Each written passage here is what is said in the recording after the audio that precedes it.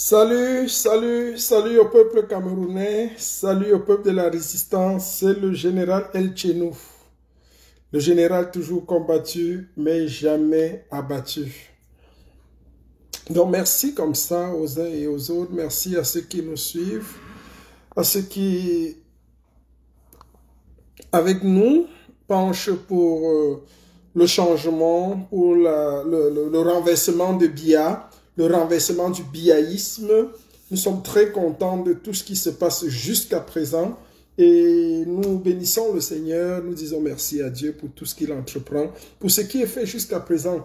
Donc je suis sorti comme ça rapidement d'abord pour clarifier un certain nombre de choses. Premièrement, il est important de savoir que le président élu, son Excellence Issa Chiroma Bakari, est en fonction, il est en exercice et il est en train de travailler. Donc, on a vu une première nomination. C'est vrai que le biaïsme est en train de trembler. Tous les feignants qui aujourd'hui se sont accaparés du pouvoir depuis 43 ans et qui ne foutent rien, ne sont capables de rien faire, sont en pleine panique. C'est vrai que Biya sera arrêté et fouetté à la poste centrale. Il faut que cela soit réitéré, que cela entre dans le subconscient des Camerounais, parce que nous allons arrêter Biya, nous allons le fouetter à la poste centrale et nous allons libérer tous les Camerounais de 43 années d'esclavage. Parce que cet homme est le plus dangereux que le Cameroun aura connu. Cet homme est la nausée du Cameroun. Cet homme est ce que le Cameroun aura connu de pire, de plus profond et de plus mécréant. Donc Biya à aucun niveau ne doit mourir au pouvoir. C'est la première chose pour laquelle chaque révolutionnaire, chaque acteur du changement doit pouvoir et être capable de se battre pour cela. Partagez massivement le direct, partagez dans les groupes s'il vous plaît. Il est toujours attaqué. Quand le général Tchegou prend la parole, c'est toujours attaqué, mais on s'en fout. Donc mes pages sont totalement attaquées. Donc j'étais en train de dire tantôt que Biya, c'est un piètre président. Pour ceux qui ne l'ont pas encore compris, il faut comprendre que Biya est la malchance du Cameroun. Paul Biya est la pire tragédie de ce pays. Je ne connais pas quelqu'un qui soit aussi maudit que cet homme pour le Cameroun. Cet homme n'a jamais rien apporté aux Camerounais. Cet homme a détesté le Cameroun depuis l'avènement, depuis qu'il est au pouvoir jusqu'à maintenant. Biya est la pire malédiction pour ce pays. C'est pour ça que il est important de noter que en aucun cas, en aucune circonstance, Biya Bimvondor, le tyran et le naziste, ne peut et ne doit pas mourir au pouvoir. C'est pour ça qu'il n'y aura aucun changement au Cameroun dans la paix. Les gens qui se plaignent que ceux qui veulent le changement veulent la guerre, sans effusion de sang, même dans la Bible, il est écrit que sans effusion de sang, il n'y a point de pardon des péchés. À un moment donné, il faut qu'un certain sang coule pour qu'il y ait épuration. Il faut sacrifier un agneau pour pardonner les péchés. Il a fallu que Jésus-Christ meure pour que les péchés de l'humanité soient pardonnés. Donc il faut que le sang coule pour que le Cameroun retrouve une certaine stabilité. Et Biya Bimvondor nous a conduit à ça. Il n'y a aucun changement qu'il peut avoir au Cameroun par la paix.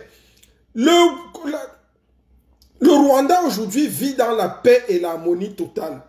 Ils sont passés par le génocide. Je le dis toujours à tous ceux qui prennent le génocide au Cameroun. On n'en est pas loin. Parce que vous avez stigmatisé les populations. Vous vous êtes abrogé du pouvoir. Vous avez confisqué le pouvoir. Vous avez balayé toutes les sphères pour éliminer les autres groupes ethniques. Parce qu'une seule, une bande de feignants, de crapules, de mécréants doit diriger le Cameroun selon leurs humeurs. Cette bande de jouisseurs patentés doit gérer le Cameroun selon leurs humeurs. Cette bande de voleurs, cette bande d'escrocs, de malhonnêtes qui ont passé toute leur vie à piller les fonds de l'État doivent diriger le Cameroun selon leur gré. Et il est impossible de leur demander quoi que ce soit. Lorsque vous demandez des comptes à des personnes qui gèrent la chose publique, Ils disent non, il ne faut pas demander ça. Biya, c'est un patriarche, il faut le laisser, on ne doit pas le bousculer, il faut le laisser partir en paix. Il va mourir, dans tous les cas, il ne va pas mourir au pouvoir, il ne va pas rester là indéfiniment, il va mourir bientôt, laissez-le partir. Mais pourquoi le laisser partir en paix? C'est un bandit. Pourquoi il faut le laisser partir en paix? C'est quelqu'un qui a nuit au Cameroun, il doit être arrêté, il doit être jugé. Biya doit être, on doit cogner sa grosse tête. Il doit être jugé. On doit tirer ses oreilles. On doit arracher son nez. Parce que cet homme a fait que de mal au Cameroun. Biya a détruit littéralement le Cameroun. Il a pris un Cameroun prospère, Soaïdjo. Il a pris un Cameroun prospère comme c'est un jouisseur, comme c'est un feignant, comme c'est un gars inutile. Il a détruit le Cameroun année après année. Année après année. Il a détruit littéralement l'économie du Cameroun. Il a vendu le Cameroun. Aujourd'hui, on le présente comme un patriote.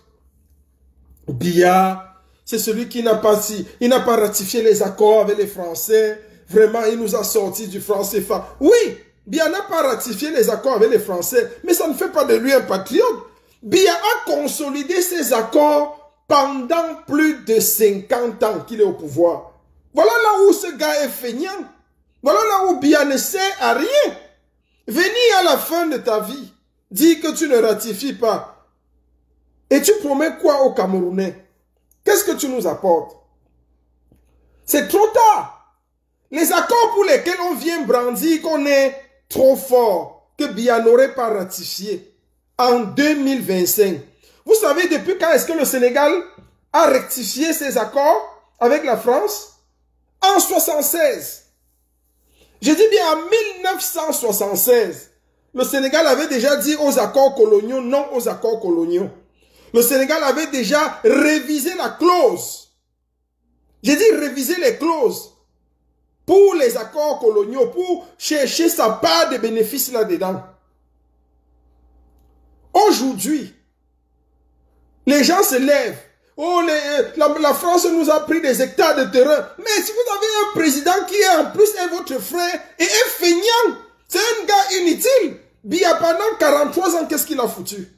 En quoi est-ce qu'il a défendu même le droit de terre? Même que l'ambassade de France est aujourd'hui, l'ambassade, elle est construite sur, c'est-à-dire elle n'est même pas en dur. C'est en planche. C'est des matériaux provisoires. L'ambassade de France au Cameroun. Et on accuse qui? Les gens se lèvent et disent que non, les Français sont méchants. Mais c'est des accords. Biya a été incapable pendant toutes ces années de réviser ces accords. C'est en ça qu'on dit qu'il est feignant. C'est en ça qu'on dit qu'il ne sert à rien. Biya a détruit l'économie du Cameroun. Il a vendu le Cameroun aux Occidentaux. La fibre ou bien l'élan de fibres nationalistes qui voudraient nous faire brandir aujourd'hui, c'est trop tard. On n'en a pas besoin. Ce qu'on a besoin de faire aujourd'hui, c'est de capturer ce vieillard, c'est de capturer ce tyran et de le fouetter, de le juger. Biya doit être jugé. Biya doit être jugé par un tribunal révolutionnaire, un tribunal populaire. Il n'y a même pas un juge qui va le juger parce que sa part est très grave. Biya, c'est quelqu'un qui a pris le Cameroun. Je vois un peu les trois demoiselles s'agiter. Il y a trois petites demoiselles là, les Bidjan, Biya et Obama, qui s'agitent beaucoup, les trois hommes au string là. C'est-à-dire les trois femmes au string, qui s'agitent beaucoup, qui bavardent. Oh, il y a des accords bien en train de promouvoir les trucs pour la jeunesse. Ils sortent des petits communiqués qui pondent depuis. C'est trop tard. Il n'y a rien que Biya peut faire aujourd'hui qui peut rattraper le mal qu'il a fait aux Camerounais. Il n'y a rien. Il n'y a rien. On n'en veut plus. Quel que soit ce qu'il fait, on en veut. On sait qu'il n'est capable de rien faire. Si quelqu'un était lucide pendant 50 ans, c'est pas quand il est devenu fou qu'on va croire qu'il va faire des choses. Biya peut prendre quelle décision aujourd'hui? Biya est l'ombre de lui-même. Biya est l'homme atteint d'Alzheimer, atteint de démence, atteint de folie, atteint de schizophrénie. Biya est tout sauf un être humain aujourd'hui. Biya est rendu à plus de 93 ans. Il est l'ombre de lui-même. Pourquoi imaginer? C'est là où je me pose souvent la question sur nous autres Camerounais. Voilà un homme qui toute sa vie, toute sa vigueur, quand il avait toute sa force, il n'a pu rien faire pour les Camerounais. Il a détesté les Camerounais. Il a détruit le Cameroun.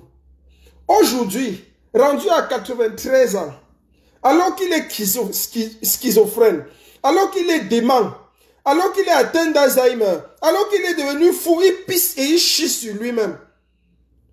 On espère, ou bien on veut nous faire croire que subitement, cet homme malade, cet homme fou, cet homme atteint de tous les maux, cet homme incapable d'être lui-même, cet homme qui est tout sauf un homme, cet homme qui est devenu un bébé qu'on nourrit, à qui on change la couche, qui ne comprend rien, qui n'entend rien, qui ne sait plus rien. C'est lui qui peut alors et qui va faire des choses nouvelles pour le Cameroun. Waouh! Mais il faut avouer quand même que c'est un pays impossible. C'est un pays miraculeux, ce Cameroun. Voilà ce que nous on attend. Voilà le président qu'on nous vend. Voilà à l'âge qu'on nous vend un président qui va faire des choses pour nous, qui pense à la jeunesse, qui va prendre des décisions pour la jeunesse. Voilà le président qu'on est en train d'essayer de nous vendre.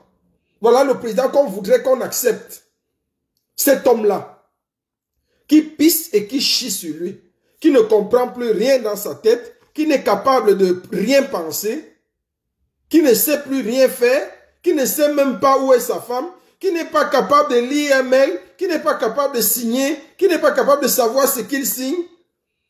Un homme à qui on a arraché sa femme, un homme à qui on a arraché ses enfants, un homme à qui on a tout pris, un homme qu'un autre homme appuie sa femme devant lui, l'homme à qui il a donné le droit de signature, l'homme à qui il a donné le mot de passe de son compte bancaire, l'homme à qui il a tout donné. Appuie ta femme devant toi et tu es cet homme-là qui veut changer le Cameroun. Bien, Bondo, arrête ta sorcellerie. Arrête vraiment ta sorcellerie. Je crois qu'on doit arrêter cet homme et le mettre au centre Jamo pour qu'il attende en paix son jugement. Aujourd'hui, il y a l'armée qui prépare un coup d'État au Cameroun parce qu'ils ont compris que le clan Gongo est en train de s'effriter. En fait, le Cameroun est en train de passer, je vous le dis comme ça, attendez-vous dans les jours qui viennent, dans les semaines qui viennent, elles vont être décisives et très décisives parce que c'est un pays qui va connaître encore de rebondissements. C'est un pays où beaucoup de choses vont encore se passer dans les jours et les semaines à venir. C'est très grave. Du plus haut sommet de l'État, il y a la panique générale. Ils savent qu'ils ont le feu aux fesses. Ils savent que la communauté internationale ne les laisse pas tranquilles. Cette victoire, ce mandat que Biya a volé à Issa Chiroma Bakari, qui est le président élu, est le mandat de trop. Ils le savent. Ils savent que Biya ne peut pas gérer. Il ne peut pas s'asseoir au palais des Tutsis. Biya sera dégagé. Mais il a envie d'orchestrer ce qu'Atanganji et Ngongo veulent orchestrer avant le remaniement ministériel. C'est un coup d'État militaire.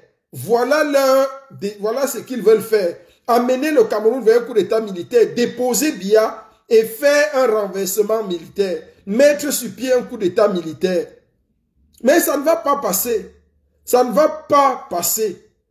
Donc, Atanganji, ce que tu es en train de faire, tu seras arrêté. Okolo, bah, félicitations, comment tu vas? Donc, il n'y a pas de coup d'État militaire qui passera ici. Il faut que les choses soient claires. Le président Issa Chiroma Bakari a gagné les élections. On a besoin d'un vent nouveau, d'un souffle nouveau. Il faut du changement à la tête de l'État. Il faut un changement. On a besoin des institutions fortes, des institutions nouvelles.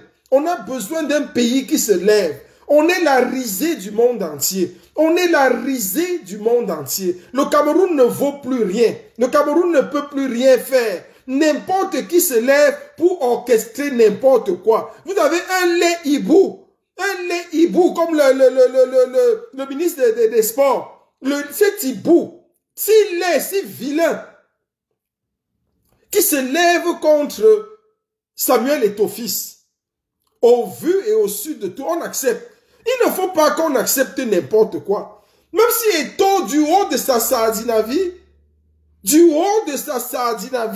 soutenant le tyran, ne peut pas, n'acceptons pas n'importe quoi, braves combattants. Il y a des choses qu'on ne doit pas tolérer. Ce n'est pas cet hibou qui peut se lever, orchestrer, instrumentaliser un vieux blanc laid qui n'a jamais entraîné une équipe. Venir le mettre à la tête de la prestigieuse équipe des Lions Indomptables. Tout ça parce qu'on déteste Eto'o, on accepte le vilain, on accepte ce plan machiavélique parce qu'on n'aime pas Eto'o. Mon frère, même si tu n'aimes pas le léopard, même si tu n'aimes pas la gazelle, reconnais quand même quand elle court plus vite que toi. Faut reconnaître ça. Même si on n'aime pas Eto'o, reconnaissons que c'est un monument. Eto'o, c'est pas n'importe qui. C'est pas quelqu'un qu'on peut piétiner n'importe comment. C'est pas quelqu'un qu'on va contester dans le domaine du sport. C'est son domaine de définition. C'est pas quelqu'un qui va dire quelque chose. Il aime le Cameroun.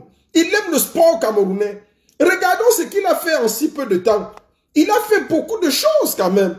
Même si on ne l'aime pas parce qu'il soutient un dictateur, un tyran. Mais dans le domaine qui est le sien, qui est le sport, reconnaissons quand même qu'il mène un bon combat là-dedans. J'ai tout contre Eto'o parce que c'est un sardinat. C'est quelqu'un de vendu, comme tu dis, Angéline. Oui, c'est un voyou, il a tous ces défauts-là. Mais dans le domaine du sport, ce n'est pas parce que on ne supporte pas, on n'accepte pas celui qu'il supporte, que c'est un sardinat, qu'on va accepter qu'il soit lynché par n'importe qui. Non, non, non, n'acceptons pas n'importe quoi. Parce que demain, ça peut nous arriver. Il est mieux pour nous-mêmes de soutenir Eto'o pour combattre ces gens.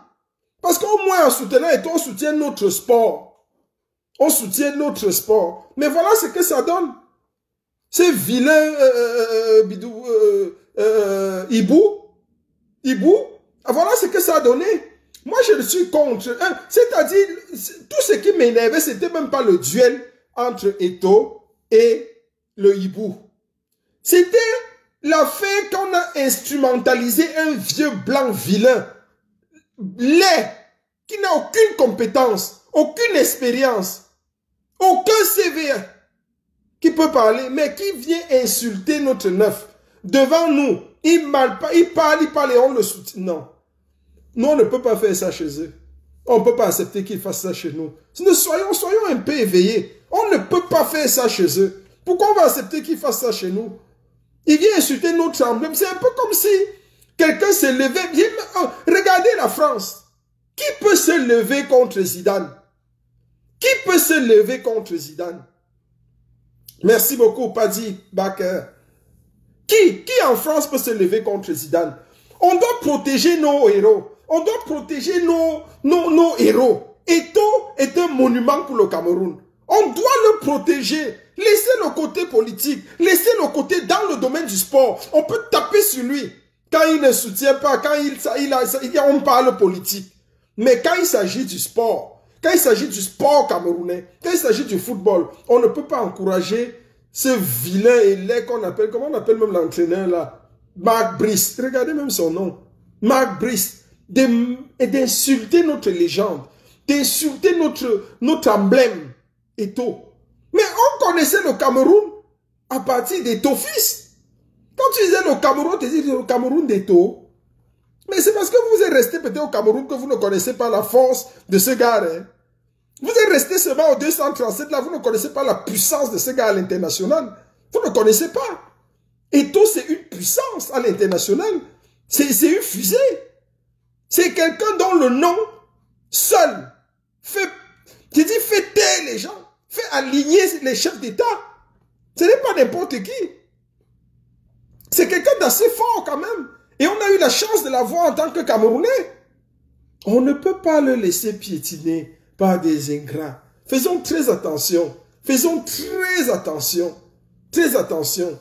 Donc je rebondis comme ça pour revenir dire que le président Issa Chiroma Bakary a commencé la vague des nominations. Je le disais tantôt et je vais le réitérer encore ici. La partie qui me plaît à moi dans les nominations, la partie que j'attends dans les nominations, c'est au moment de nommer les ambassadeurs. Son Excellence élu, le président élu Issa Chiroma Bakary, n'oubliez pas, Excellence, de nous nommer un ministre de la diaspora, en charge de la diaspora. Et le mandat du ministre des charges de la diaspora, vous pouvez cumuler ça avec le ministère des Affaires extérieures et de la diaspora. C'est un bon, voilà une stratégie. Ministre des Affaires extérieures et de la diaspora. C'est-à-dire, celui-là qui va accréditer, c'est-à-dire qui va nous donner les noms des nouveaux ambassadeurs. Des nouveaux ambassadeurs et dans toutes les représentations diplomatiques du Cameroun. Parce que c'est tout ce que nous on a besoin. Tout ce dont nous on a besoin, ce sont les noms. Dès que vous dites qu'un nommé ambassadeur dans tel pays, en Belgique, en France, en Allemagne, au Canada, aux États-Unis, tel, en remplacement de tout ce que Biya a nommé là, virez. Tout ce qu'on demande, c'est quoi? Excellence, son Excellence Issa Chiroma Bakari. Nommez les ambassadeurs et nous allons les installer. C'est tout. Vous n'avez rien d'autre à faire. Les ambassadeurs que vous allez nommer, c'est nous qui allons les porter. C'est nous, le peuple camerounais. Le peuple qui a voté le président Issa Chiroma Bakari. Le peuple enclin de changement. C'est nous qui allons prendre les nouveaux ambassadeurs. 1, 2. Allez à l'ambassade désignée. Si c'est l'Allemagne et que le président, son excellent Issa Chiroma Bakari, a nommé monsieur Atangana X, ou bien monsieur Abesolo, ou bien monsieur Mohamedou, ou bien monsieur Ngomgang, ou bien monsieur Idrissou, ou bien monsieur Fonken, ou bien monsieur Shaw, a été nommé ambassadeur en Allemagne. Nous allons le prendre, fixer une date, en pleine journée, entrer dans l'ambassade, faire sortir l'ambassadeur nommé par Biya, lui donner une interdiction formelle de ne plus jamais mettre les pieds dans l'ambassade, changer les serrures, changer tout le personnel, installer le nouvel ambassadeur nommé par le président Issa Chiroma Bakari, assurer pendant un bon bout sa sécurité,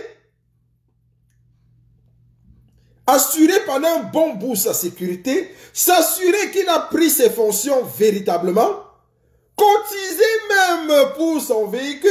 Nous allons lui acheter, le peuple de la résistance de ce pays-là va lui acheter un véhicule et nous allons nous assurer qu'il opère et qu'il travaille bien et il va aller donc être reconnu par le gouvernement de ce pays-là et on va démettre petit à petit, chaque jour, les ambassadeurs nommés par Biya. C'est comme ça que le pouvoir va basculer au fur et à mesure.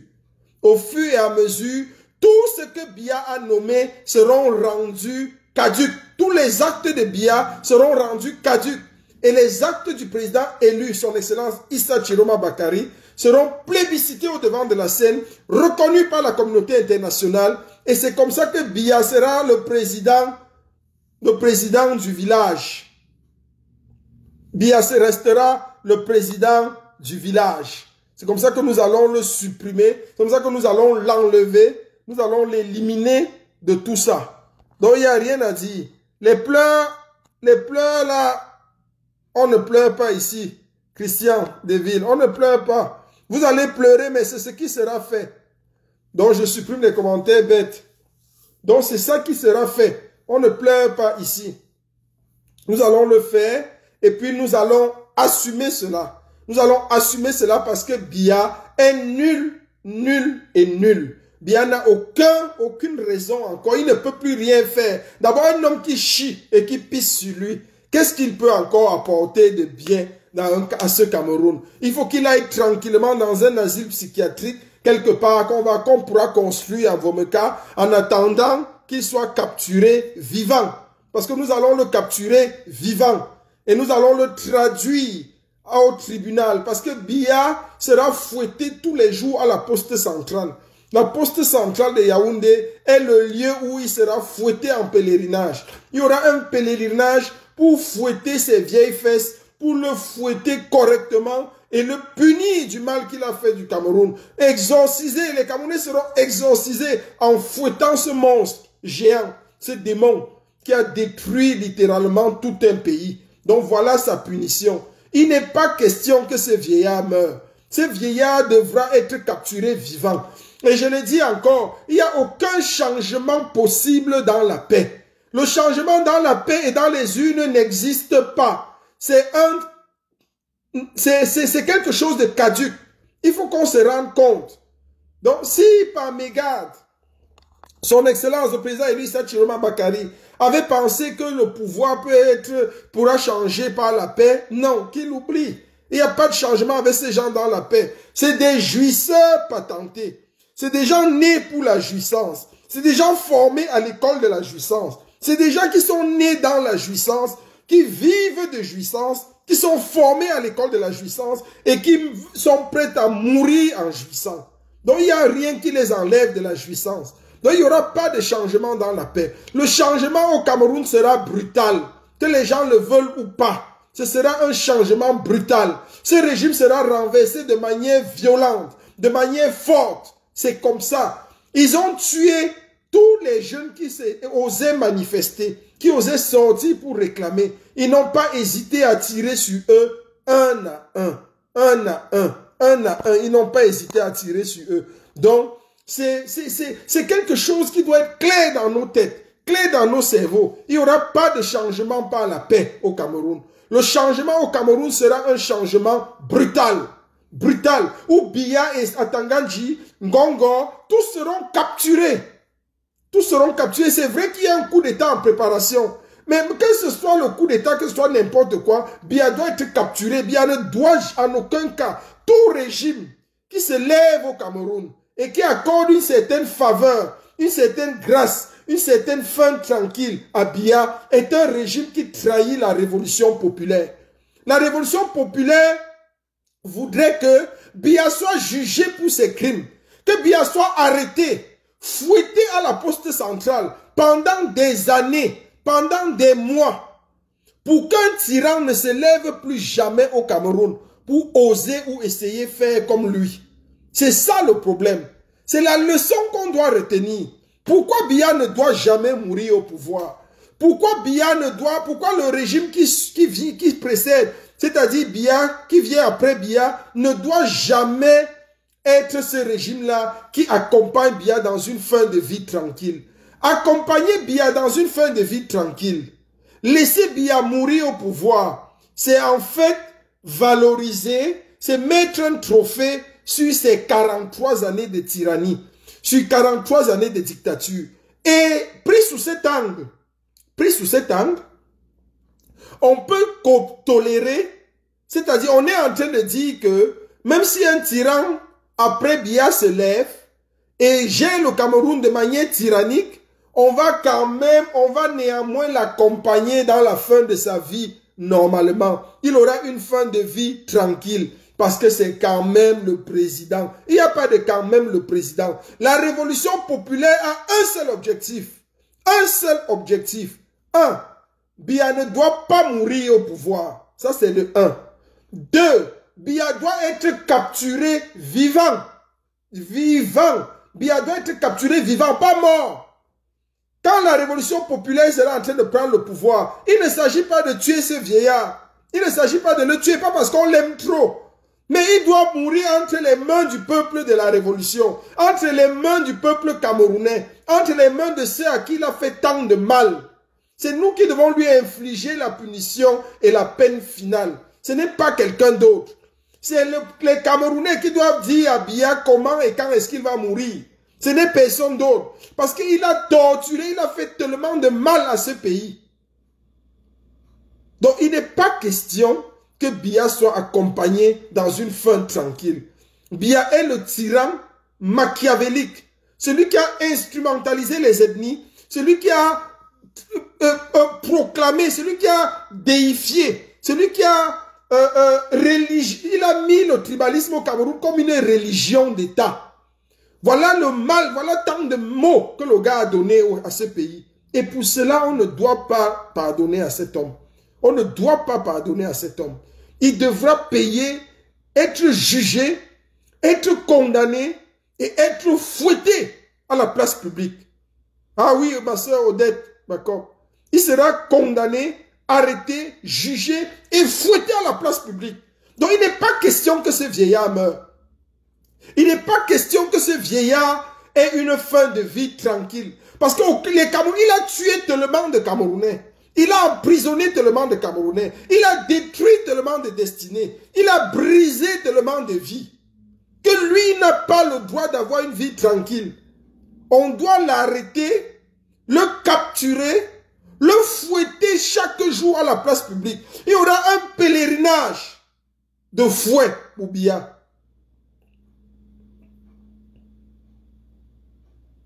Il y aura un pèlerinage. Il y aura un pèlerinage pour fouetter cet homme qu'on appelle Biya. Pour fouetter ses vieilles fesses. Les Camerounais seront exorcisés en le fouettant.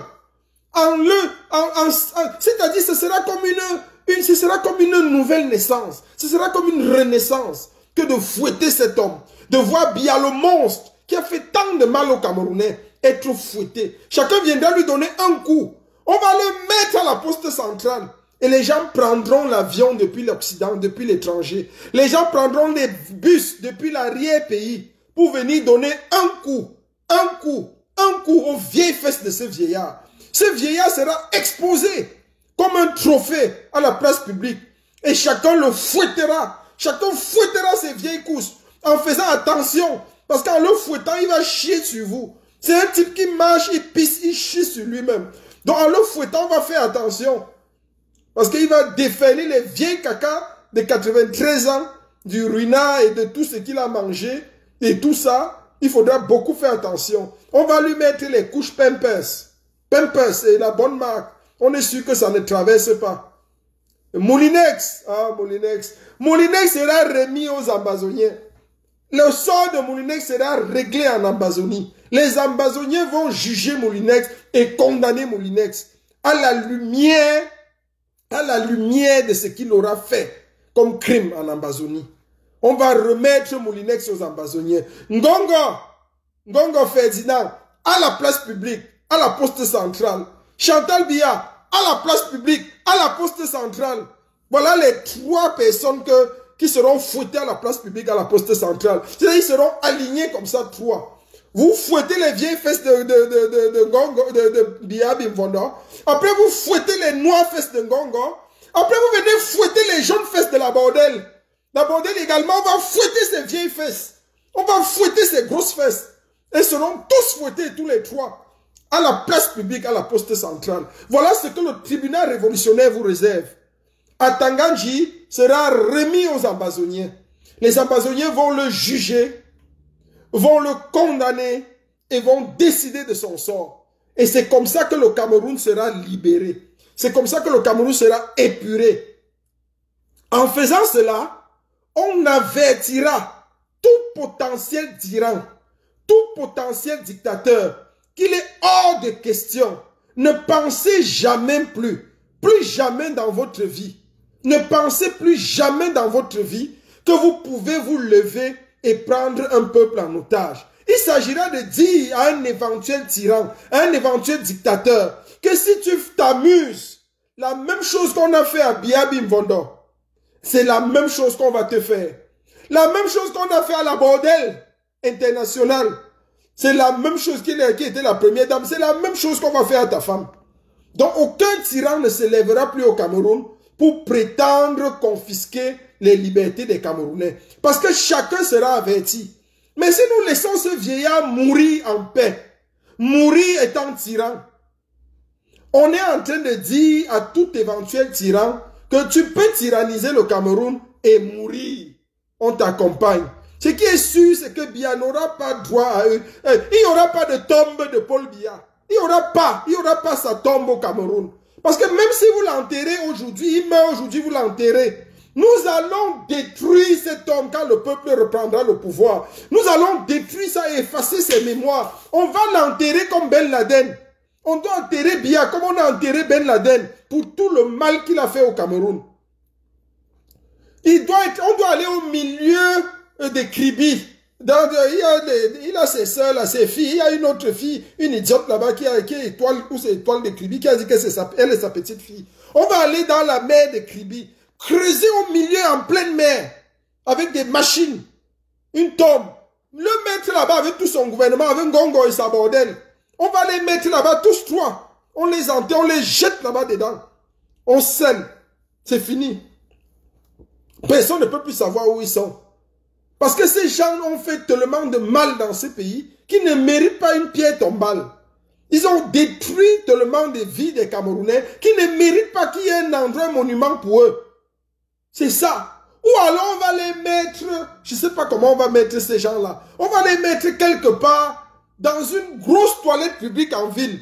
On va mettre les tombes, on va les enterrer dans une toilette publique. Et tous les Camerounais qui sont de passage à la poste centrale viendront chier là-dedans. On va chier sur eux, chier sur eux, chier sur eux, de génération en génération. C'est-à-dire les cacas vont mélanger il faut piétiner tout ce qui est emblématique même de leur dépouille. Parce que leur dépouille est capable de faire le coup d'État. Paul Biya est tellement dangereux que même en enfer, il est capable de faire le coup d'État à Lucifer. Même Lucifer ne va pas l'accepter en enfer. Mais s'il part en enfer, il peut faire le coup d'État. Il va prendre le pouvoir à Satan. Il va s'asseoir à la première place. Il va dire à Satan que mets-toi à la deuxième place. Désormais, c'est moi, Biya Bimvondo, Satan. Je suis Satan de l'enfer. Je suis le maître de l'enfer. C'est moi, Biya Bimvondo. Et il aime tellement le pouvoir que s'il arrive en enfer, il va discuter le pouvoir avec Lucifer. Donc Lucifer lui-même, ne voulant pas se voir contester, Lucifer connaît Biya Bimvondo. Mais c'est des frères. Ils se connaissent très bien. Même Satan lui-même ne peut pas accepter que Biya Bimvondo parte en enfer. Donc voilà quelqu'un qui n'a pas de place au ciel, il n'a pas de place en enfer. On ne sait pas où le gars là va partir. Ça part est grave, hein. La part de Biya là est grave. On ne sait pas où il va partir. Au ciel, il est refusé. En enfer, il est refusé. Le gars va aller où? On va l'enterrer comment? Il va aller où? À sa mort. Mais s'il arrive en enfer, c'est un gars qui aime le pouvoir. Il va ravir le pouvoir à Lucifer. Biya Bimvondo va prendre le pouvoir à Satan. Il va mettre Satan au deuxième banc. Vous connaissez Biya? Vous ne connaissez pas Biya. Peut-être vous entendez Biya seulement. Hein? Un gars qui joue au mou, qui a d'abord fait le séminaire. Il a étudié Dieu, il a étudié Satan. Il a tout fait. Biya a commencé par le séminaire. Un gars qui a commencé par le séminaire, il est d'abord allé au séminaire. Il a vu comment ça se passe. Il a étudié, il a étudié, il a étudié, il a étudié tout. Un gars qui a marmonné, le gars a marmonné Ahidjo. Il a marmonné Ahidjo. Ahidjo était sûr que c'est un Kenge. Ahidjo était sûr que c'est un Toto. Ahidjo lui-même était un grand tyran. Mais il était sûr qu'il avait son gibier. Mais il ne savait pas que... il ne connaît pas ce qu'on appelle le Biya Bimvondo. Le gars là, c'est un dangereux. Il a joué le jeu. Il a joué le jeu. Il s'est passé pour un ange. Il s'est passé pour un doudou. Pour un doudou. Quand le pouvoir lui a été remis. Ah, mouf. Vous dites qu'il y a eu coup d'État. Les gens ne connaissent même pas le coup d'État de 84. Asseyez-vous, je vous raconte le coup d'État de 84. Vous ne connaissez pas le coup d'État de 84. Il n'y a jamais eu... Demandez aux vrais historiens du Cameroun. Je vous fais une révélation dans ce direct sur le coup d'État du 6 avril 84. Vous ne connaissez pas le Cameroun. Vous ne connaissez pas l'homme qu'on appelle Biya. Il n'y a jamais eu coup d'État au Cameroun le 6 avril 84. Jamais. Ça va vous choquer, mais c'est une révélation que je vous fais. Il n'y a jamais eu coup d'État au Cameroun le 6 avril 84. Je vous assure que si c'était les hommes d'Ahidjo qui cherchaient le pouvoir, ils allaient prendre le pouvoir en 84. Si les hommes qui voulaient le pouvoir étaient mandatés par Ahidjo, c'est-à-dire si Ahidjo qui avait instruit le coup d'État de 84, Ahidjo prenait le pouvoir. C'était trop facile. C'était trop facile. Tout était encore dirigé par les Wadjo. Vous me parlez de quoi? On dit que le toka de Semenge est venu avec, il est venu de comment on appelle ça? De Koutaba. Semenge est venu de Koutaba. Et puis et tout, ils ont dérouté. Vous appelez quoi? Vous connaissez quoi? Vous ne connaissez pas. Il n'y a jamais eu coup d'État au Cameroun le 6 avril 84. En fait, qu'est-ce qui se passe? Je vous dis un secret de Dieu.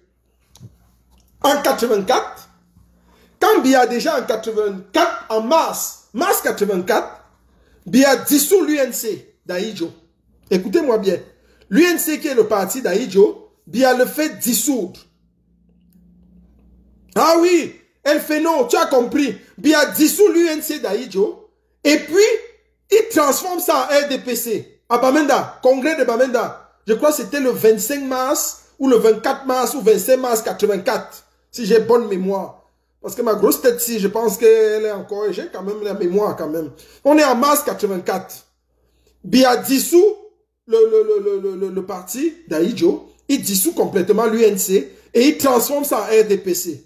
C'est-à-dire, il a maintenant le parti qui est son parti. Maintenant, il se rend compte que l'armée est toujours puissante. Il a envie de mettre les boulous dans l'armée au poste stratégique.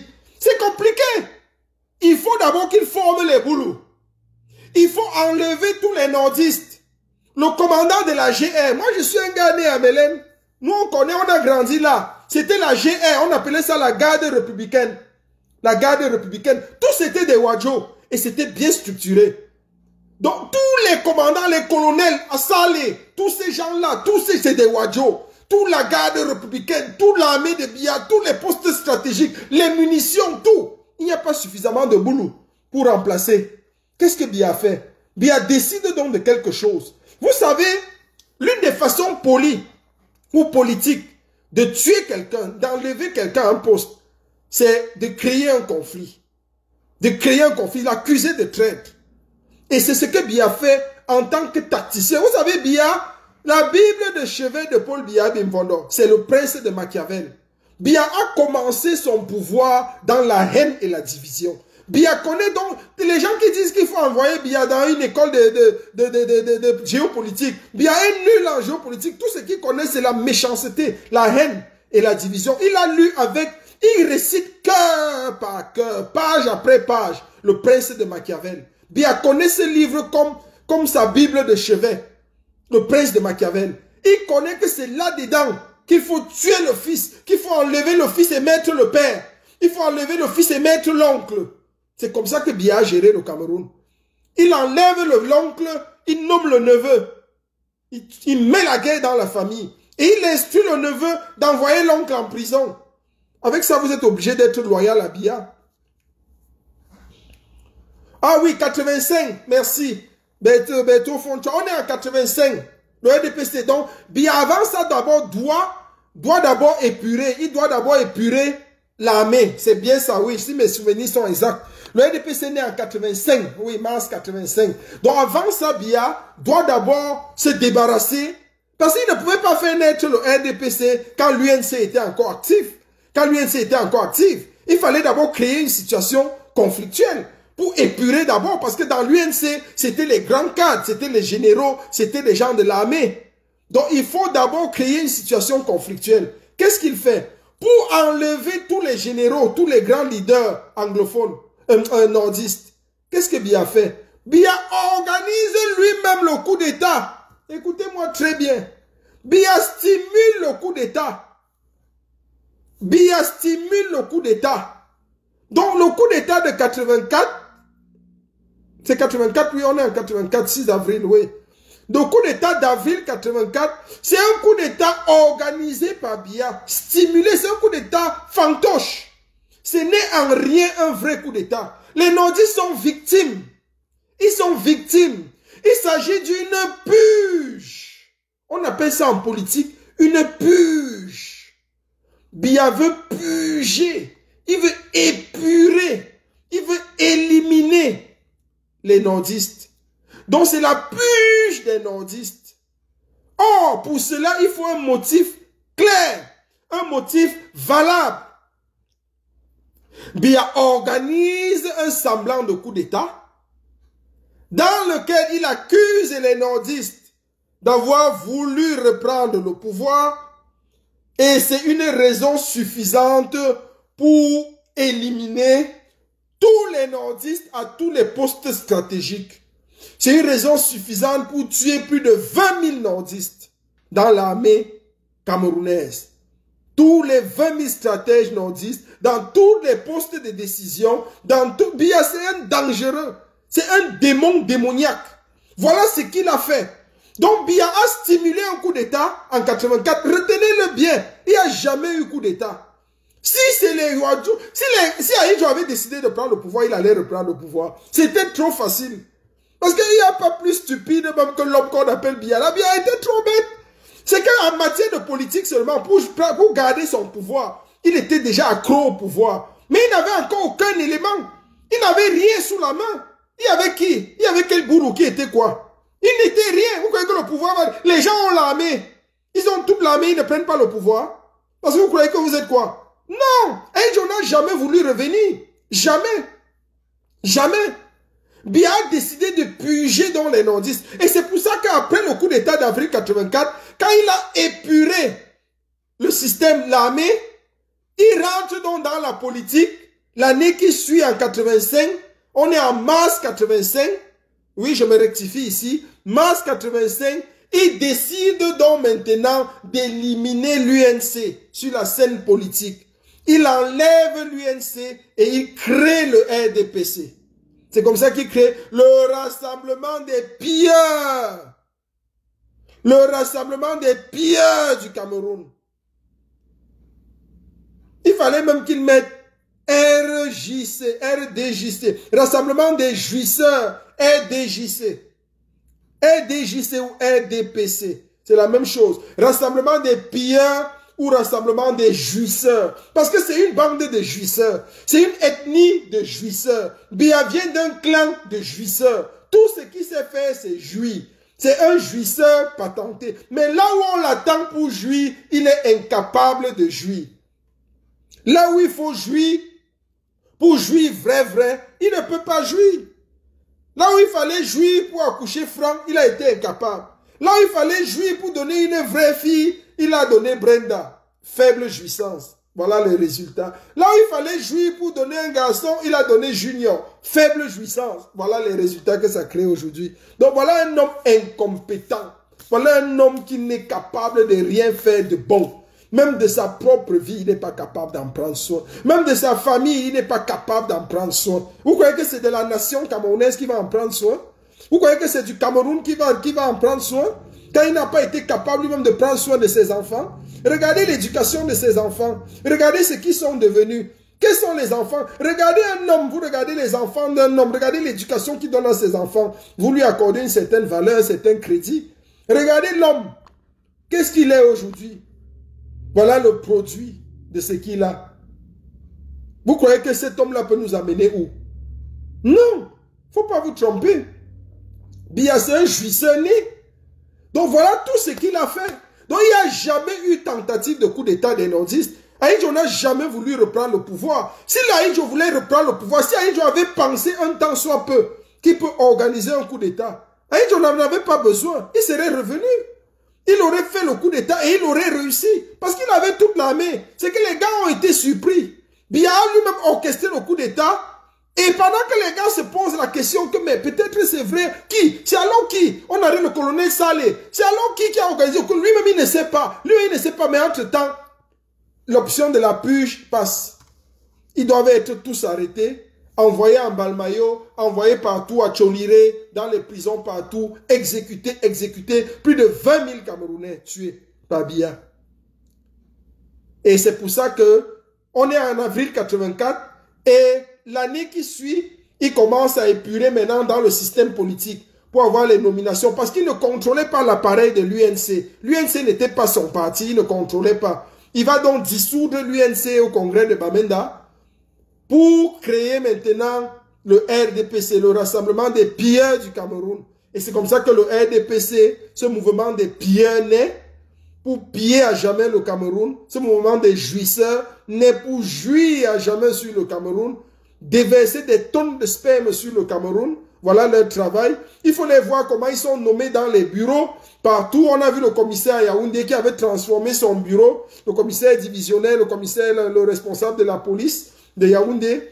Toujours le neveu de Margangele. Tous ces gens-là, c'est les mêmes tribus. Hein, c'est toujours les Boulous qui sont dans ces choses que Biya a mis autour de lui pour leur faire croire que le pouvoir, ça nous appartient. C'est nous le clan. Quelques-uns, parce que la tribu même, Boulou même souffre. Dans le sud, allez dans le sud, vous allez souffrir. Biya est tellement méchant. Donc voilà qu'il a mis quelques-uns autour de lui. Regardez le commissaire qu'on a dû chasser. Il avait transformé son bureau en sextape. C'était un bureau porno où on venait le matin. C'était des orgies sexuelles. Voilà tout ce qu'ils savaient faire. Mais après, ils vont se plaindre des autres. Quand les autres travaillent, vous allez après venir vous plaindre de que telle ethnie est comme ça, tel peuple est comme ça, tel peuple est comme ça. Non, non. Biya a systématiquement détruit le Cameroun. Il a systématiquement détruit le Cameroun. Donc, et on ne va pas accepter ça.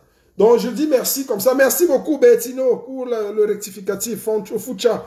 Oui, le RDPC est effectivement né en 85. Je me suis rectifié là-dessus. C'était pas en 84. Vous savez, avec l'âge, là, on oublie beaucoup de choses. C'était en 85 parce que c'est 6 avril 84 qui a eu ce stimulacre de coup d'État que Biya a orchestré, il a organisé pour purger tous les nordistes qui étaient dans la garde républicaine avant de créer maintenant la garde présidentielle. Bon, dès qu'il purge la garde républicaine, il va la transformer maintenant. Au lieu de GR, on n'aura plus de GR, on aura maintenant la garde présidentielle. Alors qu'avant, on avait la GR, la garde républicaine. C'était une garde d'élite qui gardait quand même les intérêts de la République. Biya a transformé, comme c'est un égoïste, il a transformé ça en garde présidentielle. Donc pour lui seul, le président et sa famille, ses enfants et tout. Voilà dans ce moment est né, voilà une histoire, une partie de l'histoire du plus dangereux tyran du Cameroun. Le monstre que le Cameroun aura connu, le démon démoniaque qui est aujourd'hui à la tête de l'État du Cameroun. Celui-là qui devra être capturé. Celui-là, comme nous ne devons jamais laisser mourir au pouvoir. Ben, s'il meurt au pouvoir, ce sera une école pour les tyrans qui penseront qu'eux aussi peuvent mourir comme Biya au pouvoir. Donc Biya devra être capturé coûte que coûte, à tout prix et à tous les prix. Capturé, jugé par le peuple révolutionnaire, c'est-à-dire lui, Ngongo et la bordelle internationale, c'est-à-dire la première bordelle du Cameroun. Les trois seront jugés sur la place publique et Atanganji sera remis aux ambazoniens, où il sera jugé. Voilà les 4 personnes que le Cameroun déteste à tous les niveaux, à tout prix, à tous les prix. Le reste de la grosse tête d'Atangana Clément, ou bien les autres là, les Bagangélé, tous ces gens-là, ils sont un peu légers. Atangana Clément, c'est un autre usurpateur. Celui-là, ça ne vaut même pas la peine. Mais les 4 gros ennemis de la République du Cameroun, c'est Biya Bimvondo, Ngongo Ferdinand, Atanganji et la plus grosse pute internationale qui a les cheveux touffus là, la bordel numéro 1 du Cameroun. Bordel avant le palais, bordel au palais, bordel après le palais, bordel même après la mort. Donc c'était le général El Chenou. Merci encore, merci à tout le peuple de la résistance. Nous restons concentrés. Nous attendons les nominations du président élu, son excellence Issa Chiroma Bakari. La partie qui m'intéresse moi, quand vous allez nommer partout, quand vous allez voir le général Chenou sourire, c'est la partie où on va nommer le ministre de la diaspora et le ministre des Affaires extérieures. Parce que c'est la partie des ambassadeurs qui m'intéresse. C'est la partie des ambassades qui m'intéresse. C'est la partie des ambassades qui me sucre à moi. C'est ça qui me sucre. Je suis partant, hein. Excellence Chiroma Bakari, président élu. Si tu as besoin d'un des ambassadeurs, que ce soit au Canada, que ce soit en Allemagne, que ce soit n'importe où, dans n'importe quel pays de l'Union européenne, du Schengen ou dans le monde, le général est chez nous, je suis disponible 24 sur 24. Je suis disponible, je peux servir. Je peux servir. C'est encore moi que tu nommes même ambassadeur en Allemagne. Je n'ai même pas besoin de quelqu'un. Je m'avais le sorti de là vite fait. Je le sors de là, je l'enlève et puis je prends. Je commence à signer. Les cachets, on fait tout. Tout est là. Il n'y a même pas de problème. On va arranger tout ça. Ce pays doit être changé par la force, par la violence. Il n'y aura aucun changement par la paix. Parce que ce sont des gens qui en face, les gens qu'on a en face n'aiment pas la paix. Les jeunes ont simplement marché pour protester. Ils ont tiré sur eux à balles réelles. Donc ce n'est pas des gens qui veulent la paix. Et nous n'allons pas leur donner la paix. Nous ne viendrons jamais en paix avec vous. Parce que vous n'êtes pas des gens de paix. Nous allons venir en mode guerre. Et ce sera à la guerre comme à la guerre. Si vous ne nous tuez pas, on vous tue. Merci encore.